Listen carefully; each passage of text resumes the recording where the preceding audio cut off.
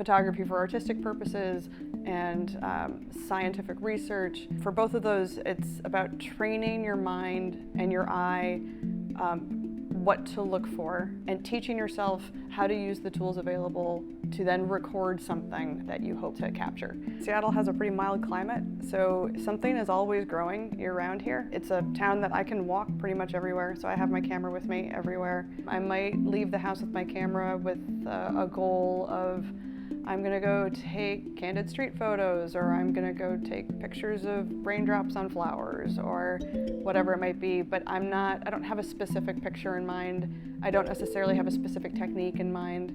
In the lab, we're asking questions, posing hypotheses, and testing them. So there's a more concrete endpoint for what it is the goal is. You might not get the answer you expected, but you're going to get an answer that you can predict there will be an answer at the end of it. If you keep looking at the same problems the same way, you're going to miss a lot of potential answers.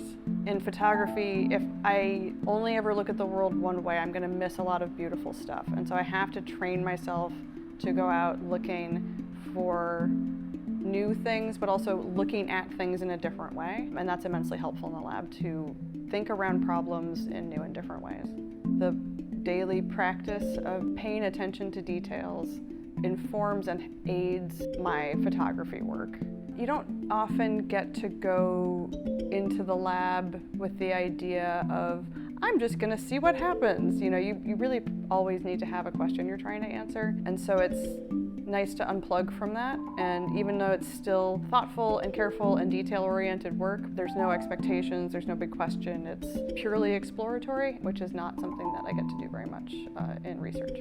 I love being a part of a research institute that is doing basic science research that has concrete and highly visible direct applications to human health. I went into biology because human health was the interesting part for me, and working for Bloodworks allows me to envision the impact that the research that we do can have on actual human people that are alive right now, that are in the community. I find that very rewarding.